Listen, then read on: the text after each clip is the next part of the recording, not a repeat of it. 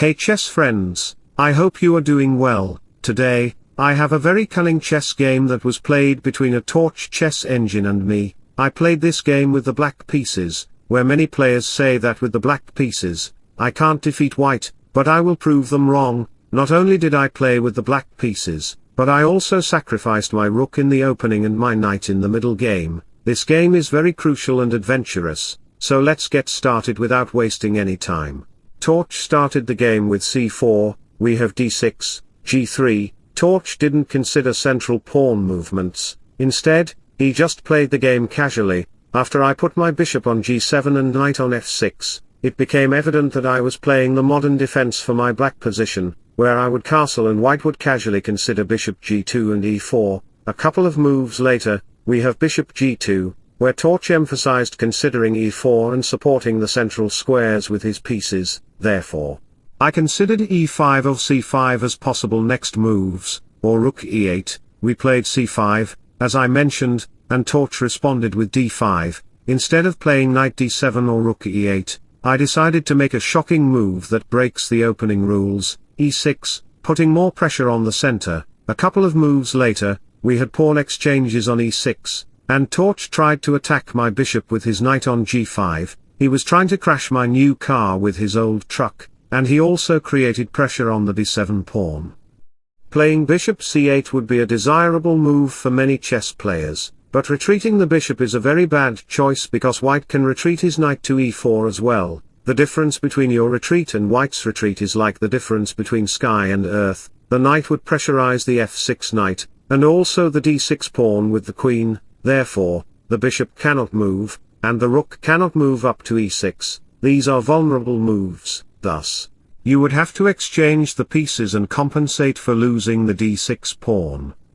The position would be very bad for me. Therefore, returning to the position, I didn't retreat my bishop. Instead, I said, hey Torch, you want to win my rook?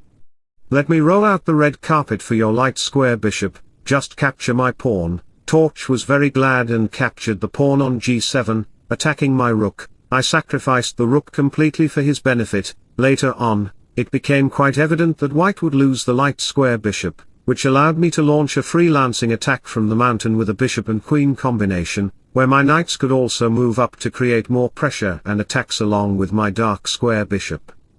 Let's see how I initiated my attacks and the regulations and plans that I considered for the white position. Torch first initiated his attack by playing queen takes d6, and I responded with h6 to kick out the knight, then captured the pawn on e2. You can see that this move provided me the opportunity to capture the knight on f3. And I also sacrificed another rook on the e2 square. A man is always afraid of sacrificing a piece, but I am the only one willing to sacrifice the rook openly because if you dare to capture the rook, I will first capture your knight, seizing this diagonal, where bishop to d5 can also arrive. After the knight moves and I capture the rook, the king captured, the knight comes to g4 to attack those pawns. Therefore, you have to consider queen to a4, and I will give you a check, after capturing it. When a4 queen check arrives on the board, knight to e5 will follow. The knight is well protected, and my knight with the queen is creating significant vulnerabilities around your king's side. It's like going to travel in the forest and seeing lions behind you, crocodiles in front of you in the lake, a tiger on the right, and a bear on the left. What would you do? Just wait and pray to God, that's how his position will be. So, let me share an inspirational quote in sudden with you. Getting rid of people who disrespect you is the only way you learn to respect yourself. Family, friends, lovers, whatever, they gotta go.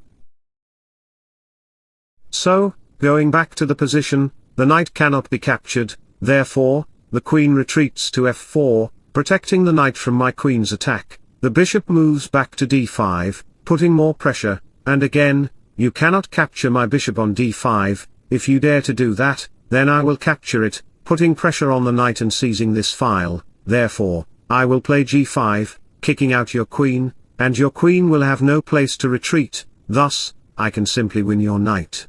That's how my position will be dangerous for you. Even if you dare to secure your knight, my knight will come to e5, and after a4, another knight will come to e4 to put pressure on the d2 knight. After the knight exchanges, your queen will literally have no square to go, and you can see that the queen has only one square left. If you even consider queen d2, knight to f3 check will arrive to fork your king and queen love story. The love story will end soon.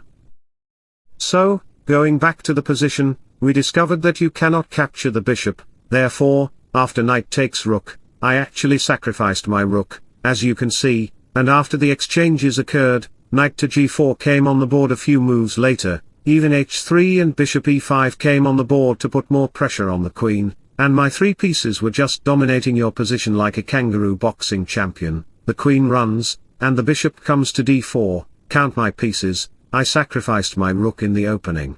I sacrificed my other rook, and now I am even sacrificing my knight on g4, what a miracle. These sacrifices can only be played by one person, the god of chess, Stockfish, because if you dare to capture my knight, my bishop will arrive at the h1 square, making the unstoppable and inevitable queen g2 checkmate. The pawn is pinned by the dark square bishop, and you cannot prevent the checkmate. The game will be over soon. So, going back to the position, we discover that Torch cannot capture my knight. As you can see, when the bishop comes in on e3, we have bishop c6, putting pressure on the queen. A couple of moves later, he played bishop takes d4, and then I played a very interesting move, knight to f3 check, tempo on the king. I then captured the bishop with a bishop, check, tempo on the king once more. Therefore, we have f3, knight e5, putting more pressure on the pawn. You can see that I am developing and advancing my pieces by tempo, and yet another tempo. After the bishop takes, we have queen to b8, putting pressure on the pawn and creating another tempo as I attack white's pieces. A couple of moves later, when knight to f5 comes on the board, it becomes evident that all my pieces are like giants. They are attacking white relentlessly, mercilessly and without hesitation. Playing any normal kind of move here would be a waste, like wasting food after buying it. For example, if you consider rook e1, I will respond with knight to g4 check, count my pieces. I sacrificed my rook, another rook, and my knight on g4 because queen takes g3 will lead to a checkmate. It's like Mikhail Tal's checkmating style, sacrifice, sacrifice, and then checkmate.